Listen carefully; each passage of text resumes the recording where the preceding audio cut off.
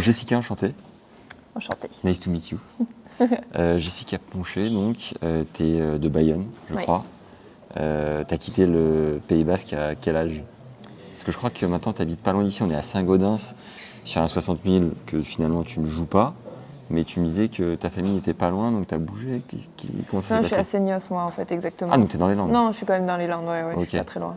Ok, d'accord. Tu as 29 ans, je crois, cette année? Non, 28? non plus. Ah, mais t'es de 90... 96. 96. Ah oui, non. Donc t'as... Ah, Je oui, vais faire non. 27 en fin d'année. 27, ok. Et t'as ton meilleur classement, t'es 119. Oui. Et comment se passe ton évolution, ta progression? Parce que voilà, ça fait un moment que tu es sur le circuit. Comment est-ce que tout ça se dessine? Oui, après, c'est sûr que ça fait un moment que je suis sur le circuit maintenant. Après, j'ai très bien joué les 8 derniers mois, je pense, les 10 derniers mois même. J'ai vraiment très très bien joué. Voilà, après, j'ai commencé à faire de moins en moins d'erreurs, à gérer de mieux en mieux mes tournois. Donc voilà, je pense que le résultat se voit aujourd'hui. Là, sur les 4 derniers tournois que je fais plusieurs demi, quarts de finale, je perds en 3-7 à 30 mondiales. Donc voilà, C'était qui? Stephens. Ok. Sloan. C'était où? Saint-Malo. D'accord. Donc voilà, je pense que les résultats sont là. Donc, exactement, qui gagne le tournoi derrière. Ouais. Donc je suis la seule du tournoi à avoir fait 3-7. Loupé. Ouais, pas loin. Combien en troisième? 6-2, je crois. Ok. Donc voilà, bon, c'était pas loin, mais voilà, ça montre qu'il y a une progression, donc c'est ce qui est important, je pense. Pareil, je t'ai vu à Angers faire 6-4 troisième sur Alicia Parks, qui est top 100, qui est en train de s'installer, même si sur terre elle a un peu de mal, sur dur. Tu sors une énorme partie et tu as un jeu assez atypique, avec une technique assez atypique, tout le monde te le dit, tout le monde t'en parle non-stop. On le sait plus ou moins, mais après les gens de Tennis Légende te connaissent pas forcément. Tu as un revers à une main où tu prends assez tôt, tu volailles pas mal, tu as une bonne main, quoi. Ouais, c'est vrai que souvent le revers à une main, c'est avec beaucoup d'effets et plutôt en reculant. Moi, je suis très offensive, donc c'est vrai que du coup, j'ai adapté, on va dire, ça pour que ce soit vers l'avant. Moi, j'aime bien aller au filet, j'aime beaucoup les volets, le smash, un peu jouer au filet, les amortis, tout ça. C'est vrai que c'est la base de mon jeu, donc voilà, c'est comme ça que je m'éclate, on va dire, sur le court. Donc voilà, j'essaye de m'en servir un maximum. Après, voilà, c'est sûr que j'ai un jeu atypique. Une fille, un revers à une main, déjà, c'est assez atypique de base. Mais alors après, c'est sûr qu'en plus, très puissante, avec un gros service, ça amplifie le truc, il monte à la volée en plus. Donc voilà, c'est vrai qu'il n'y a rien qui va finalement. Il n'y a rien qui va, mais finalement, ça va quand même. Il n'y a rien qui va, mais ça marche pas mal. trop mal. On va dire que ça marche pas trop mal. Et jusqu'où tu te vois évoluer? J'imagine que tu te fixes aucune barrière et qu'il n'y a pas de limite. Mais c'est quoi tes envies? C'est quoi ta vision du truc? Ouais, c'est ce que je me répète souvent et ce que je me suis rendu compte sur les 10 derniers mois, je pense vraiment, c'est qu'il faut absolument que j'ai toujours une marge de progression, que je continue de progresser quoi qu'il arrive. Il faut, c'est dur mentalement de se dire ça, tu vois. Après, voilà. Qu'est-ce que tu ressens, toi, au fond de toi Voilà, je pense qu'il y a énormément d'aspects où je peux progresser encore et c'est vraiment ça qui m'intéresse parce que de savoir que je ne suis pas bloquée, ça c'est quelque chose d'important parce qu'il y a beaucoup de joueuses qui s'arrêtent ou quoi parce qu'elles voient que avec leur jeu, elles n'arriveront pas à aller plus loin. Moi, je pense que je peux encore progresser mentalement, physiquement, tennistiquement aussi. Donc voilà, ça, je pense que c'est vraiment, vraiment très, très important parce que c'est ce qui peut me permettre de passer encore les niveaux et de continuer à monter comme je le fais depuis 6-7 mois. Et tu as un prépa mental? Non, prépa mental, non. J'aime bien, je préfère travailler un peu toute seule là-dessus. Moi, je considère que c'est... Comment tu fais mentalement, je considère que c'est à moi de trouver des solutions en fait. Donc après, comment je les trouve, voilà, ça c'est à moi de chercher, à moi de trouver. Ouais. Mais ouais, je suis pas particulière pour tout ce qui est voilà, préparation mentale, sophrologue, etc. Il y en a sur qui ça marche très bien. Moi, je pense que c'est pas vraiment mon truc. Je préfère travailler seule là-dessus. Mais ça veut dire quoi? Tu analyses tes matchs toute seule, tu te poses tes questions toute seule, tu lis J'analyse peut-être un peu? pas mes matchs toute seule parce que ça, je le fais beaucoup avec ma mère, qui elle m'aide. Et après, voilà, je vois où les points où mentalement, par exemple, il faudrait que je continue de travailler ou que je travaille encore plus dur. Et j'essaye de m'en servir comme ça. Mais je regarde beaucoup mes matchs en vidéo, par exemple. Oui. Et j'imagine que... Ah ouais, ok, donc ça doit aider. J'imagine que ta maman te coach depuis quasiment le début? Depuis le début.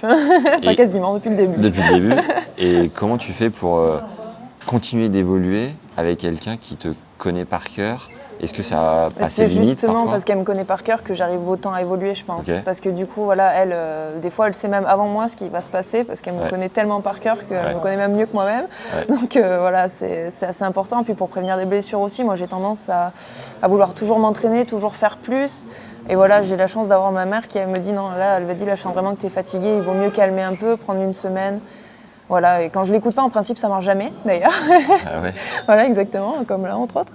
Mais quand je l'écoute pas, ça ne marche jamais. Mais bon, voilà, je suis un peu têtue aussi, donc bon. Mais c'est vrai que j'ai la chance d'avoir ma mère et mon prépa physique aussi qui me connaissent vraiment bien maintenant, donc qui arrivent à savoir quand j'arrive au bout, quand il faut freiner, ralentir un peu, prendre du repos pour pouvoir mieux repartir. Ok. Seignos, c'est le club de Tosia, non? Il n'y a pas Tosia qui est dans le coin? Non, elle n'a plus le club là-bas. Ah, C'est devenu municipal depuis 5-6 ans maintenant. Et ton prépa physique est dans Lui, le coin? il travaille là-bas au CERS. Ouais, lui, il est sur Seignos aussi. Il travaille au CERS et du coup, j'ai la chance d'avoir un accès là-bas au CERS, d'avoir accès aux installations, ce qui me permet de faire des récup qui sont extra, puisque là-bas, en balnéo, ils ont tous les soins. Ils ont tout l'équipement possible et imaginable, donc c'est vrai que pour la récup, pour moi, c'est hyper important. Et puis bain d'océan, c'est quand même cool. Aussi, voilà, exactement, avec une peu, jolie vue. Non. J'ai dit que j'essaierais après carrière, mais avant carrière, non, parce que déjà le tennis, c'est beaucoup. Ouais, Donc, est-ce que tu étais dans les toutes meilleures, toutes jeunes, ou ça s'est fait au fur et à mesure? Non, ça s'est fait au fur et à mesure. J'ai jamais été très loin, j'étais toujours dans les 10 meilleures françaises de mon âge. T'as commencé à quel âge? En fait, ma mère, mes deux parents entraînaient et sont joueurs, donc en fait, moi, depuis quand je suis née, j'avais déjà une raquette. Donc, petite, je marchais, je traînais ma raquette, on mettait dans le seau de balle. Donc ça a commencé vraiment depuis que je suis née. Mais après, ouais, non, je suis assez contente en plus de pouvoir faire ça avec ma mère, c'est quand même chouette, c'est une belle aventure, donc voilà, je le vis plutôt bien. Trop bien. Et ça a été quoi ton évolution au classement français? Tu peux nous faire donc classer jusqu'à premier point WTA, on va dire. Alors, j'ai fait non classé. Ouais, je sais pas si je vais me souvenir de tout, mais j'ai fait normalement non classé 31, 31-30, 30-15-3, 15-3, 15, 15-4-6. Après 4-6, j'ai dû faire peut-être 3-6 à l'intermédiaire, 2-6, 0. Tu te souviens quand même des inters. 0, moins 2, ouais, je me souviens de l'intermédiaire. 0, moins 2, moins 4, et ensuite je suis passée numéro 31. Okay. Et après, par contre, les numérotés, alors là, j'ai dû faire numéro 31, numéro 24, un truc comme ça, et après, je me rappelle. Et tu as eu une progression WTA constante ou tu sens qu'il y a eu des gros paliers à passer? Au début, j'ai eu beaucoup de mal à avoir mes points parce que voilà, chez les hommes, 1 point, ça suffit à avoir un classement. Chez nous, c'est 3. Donc c'est assez dur souvent d'avoir ces 3 premiers points. Ouais. Moi, j'ai eu beaucoup de mal. Puis surtout, après, c'était pas pareil. Je venais des tournois français. Nous, c'est quand même assez réglementé. Il y a les juges arbitres, etc. Il faut savoir, quand on arrive sur le circuit ITF, il n'y a pas d'arbitre. C'est chacun pour soi. Et puis le premier qui écrase l'autre a gagné. Donc, ben ouais, moi je suis arrivée un peu gentille, on va dire, un peu gentille, qui voulait pas tricher et tout. Puis quand je me suis fait voler 6-7 tournois de suite, j'ai compris un peu le fonctionnement. Et t'as changé quoi? Je suis devenue un peu moins gentille. Genre guerrière, couteau entre les dents. Ouais, c'était un peu ça, du coup. C'est ce qui fait que du coup les filles en face respectent, en fait, on va dire. Du coup, après, ça se passait mieux, mais au début, ouais, ça a été assez dur l'arrivée sur le circuit. C'était pas le même monde. Ok. Donc voilà, après j'ai eu mes points. Non, j'ai eu mes 3 points pour avoir mon classement, je pense que ça a pris quand même 2 ans. Mais par contre, quand je l'ai eu, après, j'ai été assez constante. D'accord. Après, au milieu de ça, je faisais des tournois français, je faisais pas que l'international. Donc du coup, ça partageait un peu parce que j'étais négative, donc je voulais quand même monter numérotée, etc. Donc on a partagé un peu les tournois. Et j'imagine que les CNGT et matchs par équipe t'aidaient à financer tes saisons, en partie? Oui, évidemment. C'est pour ça qu'au début, je mixais parce que voilà, après, tous mes premiers tournois ITF ont été en Espagne, en France, Portugal, parce qu'on pouvait tous les faire en voiture. J'ai pas fait un trajet en avion avant un truc comme 17 ans peut-être. Ok. On faisait tout en voiture parce que sinon, on n'avait pas les moyens. Donc, les frais, exactement, on limitait les frais. Comme ça nous permettait de choisir notre hôtel, qu'on prenait évidemment les moins chers. Ouais. Donc du coup, on arrivait à s'organiser beaucoup mieux. Après voilà, c'était pas évident au début, mais ouais, je pense qu'on s'est quand même pas trop mal débrouillé. Là maintenant, je vais être tableau à Roland, donc on s'est pas trop mal débrouillé, je pense. Aujourd'hui, tu gagnes bien ta vie? Non, pas du tout. Non, il faut être top 100 pour gagner sa vie. Parce que chez les mecs, je me souviens de Vincent Milo, qui était, tu l'as connu un peu? Non, du tout. Il était entre 130 et 200. Il me disait qu'il arrivait, en fait il est de Bourgogne, je suis de Bourgogne, on se connaissait bien, il me disait qu'il arrivait à mettre... il lui restait 100 000 à la fin de l'année. Ah ouais, non, non, je suis pas du tout comme ça, non. Non, parce que aujourd'hui, déjà, depuis après le Covid, non, honnêtement, non. Parce que déjà, c'est entre payer le physique, l'accompagnement, etc. Après, c'est sûr, si je voyageais toute seule, toute l'année, je pense que j'arriverais à être un peu positive. Mais là, aujourd'hui, non. Parce que, voilà, moi, après, ce que je vis, c'est de pouvoir arriver dans le top 100, arriver dans le top 50 et continuer de traverser. Et je sais que j'ai besoin d'avoir un accompagnant pour m'aider à avoir mes erreurs sur le cours. Maintenant, en plus, on a le droit au coaching. Ouais. Donc, d'avoir un coach, c'est devenu d'autant plus important aujourd'hui que ce que c'était avant, où là, il n'y avait pas le droit vraiment de dire quelque chose. Donc là, je pense que c'est vraiment important si je veux continuer de passer les paliers, d'avoir un œil à côté qui me montre, qui m'aide à être lucide sur le terrain, etc. et qui m'aide à progresser. Parce que c'est vraiment ce que je vis d'après. C'est ce que je vise. Après, c'est sûr, si jamais je tirais vraiment, que j'avais aucun accompagnant, que je ne payais pas de préparateur physique, là, je pourrais être positive. Oui. Mais ce n'est pas le cas. Voilà. Tu investis sur sa structure. J'ai investi, voilà, exactement. J'ai investi l'argent que je gagne, je veux le remettre pour que ça me permette d'aller plus loin. Ta maman fait quoi? Elle m'entraîne à plein de temps. Ah, ouais, okay. Ah oui, parce que bon, c'est du H24 et j'ai mon petit frère aussi qui veut jouer maintenant. Oh yes. Voilà, donc bon du coup, voilà, exactement, bon courage maman, c'est un peu ça. Donc du coup, la pauvre famille. Ah ouais, la pauvre maman, là, elle essaye de gérer un peu les deux en même temps, mais c'est pas facile. Ah oui, c'est costaud. Et t'étais en Australie? Oui, j'étais en Australie, oui. Et tu y vas avec ta maman aussi à ce moment-là? Oui. Ah ouais, gros frais, ouais. Ouais, c'est gros frais, puis surtout après le Covid, les billets d'avion ont doublé. C'est des choses que beaucoup de personnes ignorent, mais un billet d'avion pour aller en Australie a doublé. Donc là, ça fait vraiment des frais énormes. Ouais. Même en passant un tour dans les qualifs de l'Open d'Australie, je ne suis pas revenue positive, par exemple. Ouais. Parce que voilà, les frais sont énormes, parce que la semaine de l'Australian Open, même les appartements coûtent quand même très cher, etc. Donc c'est l'Australian Open, c'est pas évident, mais bon, là, on se débrouille. Et en faisant, juste dernière question là-dessus, en faisant les 4 tournois du Grand Chelem, est-ce que j'imagine que ça fait quand même une énorme diff à la fin de l'année? En fait, c'est les seuls tournois où je peux sortir positive, en fait, c'est sur les tournois du Grand Chelem. Sur tous les autres, je serai quoi qu'il arrive négative. À moins vraiment que j'ai un tournoi à une demi-heure de chez moi et que j'ai 0 frais parce que je peux dormir à la maison. Saint-Malo, t'es négative. Voilà, exactement. Wow. Saint-Malo, je suis négative. J'ai mon prépa physique qui est venu avec moi cette semaine-là et du coup, ça fait une semaine sur place avec tous les frais, les repas, etc.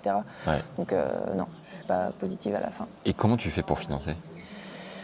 Eh bien, grâce au Grand Chelem, là, depuis que je suis en fait sur les qualifs de Grand Chelem, c'est les Grands Chelems qui me permettent de me financer. Par exemple, Roland, Wimbledon, c'est pas énormément de frais puisque c'est pas loin, ça me permet juste d'avoir un avion. Ouais. Donc voilà, c'est eux qui me permettent de financer en fait les 3/4 voire plus des 3/4 même de mon année en fait. Parce que c'est les seuls où je sais que je vais finir positive. Ouais. Roland, entre autres, on peut monter en voiture, donc trouver un appartement sur place. Ouais. Bon, on a fait tout ce volet un peu annexe. Ouais. T'as dit que t'allais faire 27 ans, avoir 27 ans. Ouais, fin d'année, ouais. Comment tu fais du coup pour continuer de prendre du kiff, du plaisir sur le terrain en voyageant autant, en ayant un copain à distance et en quittant le tournoi 3 fois sur 4 en étant négative?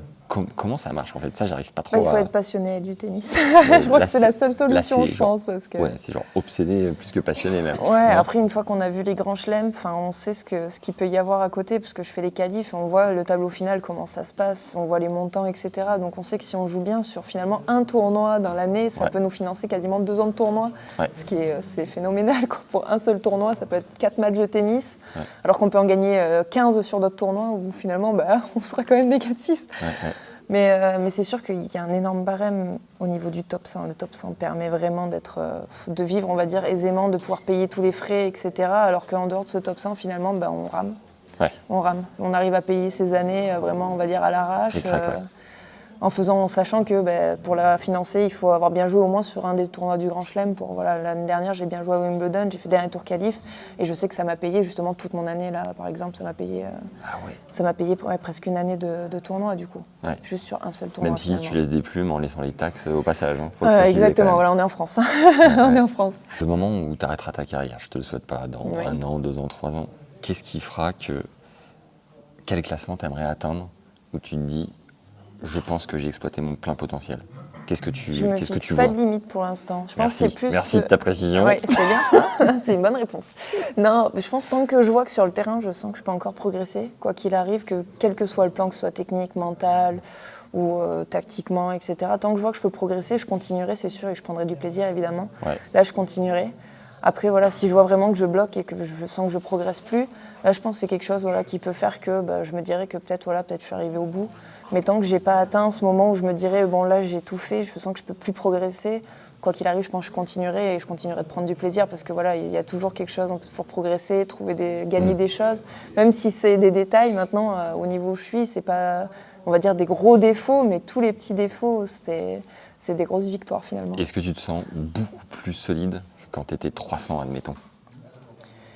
Je pense que oui. En fait, je pense qu'il y a plein de petits détails finalement, de petites erreurs que je faisais avant et que maintenant je fais plus. Et je pense que ça fait une différence. Et maintenant, je sais que chaque petite erreur, elle peut valoir presque 50 places finalement, ou elle peut valoir Donc en fait, c'est vraiment des tout petits détails, mais un petit détail peut faire que je vais passer 60 mondiales et un autre petit détail que je vais passer 40. Donc c'est vraiment ces choses-là que j'essaye de cibler et de trouver. Est-ce que tu analyses tes stats, par exemple? Ma mère, énormément. Okay. Après, moi, je veux pas trop mettre le nez dedans parce que je suis très très perfectionniste. Alors, je sais que je suis capable de mettre un peu la tête dans le seau si je vois des choses énormes. Mais par contre, oui, non, je regarde quand même. Okay. Je vais pas mettre le nez dessus pendant 4 heures parce que sinon, ça peut m'énerver. Mais je sais que ma mère, elle, énormément parce qu'elle s'en sert pour les entraînements, savoir comment elle va formuler les entraînements, même pour le physique, savoir ce qu'il faut travailler, qu'est-ce qu'il faut améliorer. Donc, énormément, oui. Bon, allez, dis-nous quand même un petit top 20, top 30, top 40. Où tu te dirais top 5, tant qu'il faut y aller, autant y aller à fond. Hein. Ah ouais. Ah bah ouais. Putain, c'est ouf, incroyable. Ah ouais, non, top 5. En fait, j'arrive pas de l'extérieur à comprendre vraiment On va dire que je ne vous donnerais pas le mal que je me donne aujourd'hui si je visais pas quelque chose comme ça. Si on me disait tu fais ce que tu fais pour être top 50, honnêtement, je pense que ça m'intéresserait même plus. Okay. Ce que je veux, c'est viser le top. Après, c'est ce qui est intéressant. D'ailleurs, c'est ce qui est beau, c'est qu'on est tous là, on s'arrache tous les places pour être top 100. Et puis après, on vise le top 50. Et puis on essaie de se rapprocher un maximum du top 1, top 5. C'est le but de tout le monde, de tous les joueurs. Gagner le tournoi du Grand Chelem, c'est des trucs, c'est des rêves pour tous les joueurs. Le plus gros frisson que tu as eu sur un cours, c'était où et quand? C'est le plus gros frisson, je pense que ce qui m'a d'ailleurs reboosté pour les 10 années à venir, c'est mon premier tableau final en Grand Chelem en Australie. Ouais. Parce que j'avais jamais fait déjà tableau final, j'avais fait une fois les qualifs à Roland. C'était quand? Je crois que c'est tout. Et ça devait être en 2018 peut-être. Okay. 2019, 2018. Ouais, avant Covid. Exactement, j'avais eu la wildcard parce que j'avais fait la meilleure saison en France. Et j'avais eu la wildcard, j'étais quelque chose comme 300 mondial. Et j'ai joué Garbini Muguruza, numéro 2, Night Session, wow. 10 000 personnes. Margaret Court. Margaret Court, 10 000 personnes, voilà. Yes. Et là, on m'a dit, vas-y Jessica, vas-y. Lance-toi. Voilà, je suis arrivée sur le terrain, je me suis dit, ah ouais, d'accord. Là, j'ai rien compris. Ah ouais, non, mais je m'attendais pas à ça, on le voit à la télé en fait. Mais quand on arrive sur le court et que tout le monde t'applaudit, il y a 10 000 personnes dans l'arène et toi, t'es tout seul au milieu du terrain et tu te dis, ah ouais, quand même. C'est impressionnant quand même. Tu te souviens avec ta maman les échanges avant d'entrer sur le court? Oui, je me souviens, je pense qu'elle elle mesurait un peu plus en fait ce que ça allait être, sans me le montrer nécessairement, mais juste en me disant tu restes concentré sur ton match, des mots simples en fait, mais qui valent un peu tout dire. Petite accolade qui reste gravée quand même. Ouais, allez, bon match. Et c'est vrai que je me rendais pas du tout compte et j'avais fait très peu de grands chelems, j'avais fait les qualifs à Roland. Mais après voilà, ça s'est arrêté là, donc là, ça a été un sacré choc, mais c'est vrai que ça a été un frisson. Incroyable. Énorme. Puisque j'avais fait un gros match, j'avais perdu 6-4, 6-4. Ouais. Elle était 2 mondiales, moi j'étais 300. Donc bon, sur le papier, bon, c'était pas super. Tu sentais que tu l'avais embêté, ouais. Ouais, je sentais vraiment que je l'avais embêté. Et surtout, après, à la fin, en fait, le public s'est levé complètement pour moi et hurlait mon nom. Et ça fait vraiment quelque chose quand vous avez 10 000 personnes qui hurlent votre nom et qui sont debout. C'est vraiment une émotion. Je suis sortie, j'avais les larmes aux yeux tellement l'émotion, elle était quand même, c'était important, ouais. Mais je les comprends, ces 10 000 personnes, parce que je te l'ai dit tout à l'heure. Tu dégages un truc hyper positif où tu t'encourages, t'es une battante, t'as la grinta. Et moi, j'adore. J'essaye. Je kiffe déjà ton jeu et puis surtout, je kiffe ton état d'esprit. J'essaye, ouais. Après, voilà, c'est sûr que c'est pas évident de rester toujours positif. Il y a des fois, voilà, ça marche pas. Hein. Ouais. On joue au tennis toutes les semaines, quasiment, on tournoi toutes les semaines. Ouais. On voyage partout, donc forcément, il y a des fois, ça marche moins bien, donc c'est pas facile. Mais c'est quelque chose sur lequel j'ai vraiment travaillé. Tu dirais que c'est ta nature de base ou c'est vraiment un boulot? D'être battante, c'est ma nature, ça c'est sûr. Mais après, voilà, j'avais tendance pas à baisser les bras, mais voilà, quand c'était vraiment dur, j'avais du mal à rester positive. Et ça, c'est quelque chose que j'ai vraiment, vraiment beaucoup travaillé sur les 4 dernières années, je pense. Okay. Et je pense que le résultat se voit vraiment aujourd'hui. Bon, tu as l'occasion de revivre un gros frisson en étant wildcard tableau à Roland. Que j'attends avec impatience. Eh ben, Mamos, bonne prépa. C'est gentil. Merci pour beaucoup. ton temps. C'est cool. Gentil, avec plaisir. Allez, ciao. Au revoir.